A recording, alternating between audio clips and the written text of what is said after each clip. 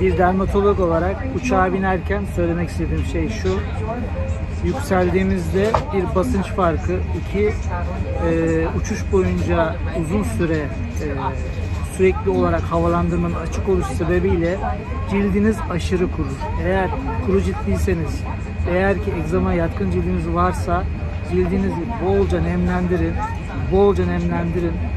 Öyle yolculuğunuzu yapın. Özellikle uzun yollarda kesinlikle cildiniz kuru kalmasın. Tavsiyem o.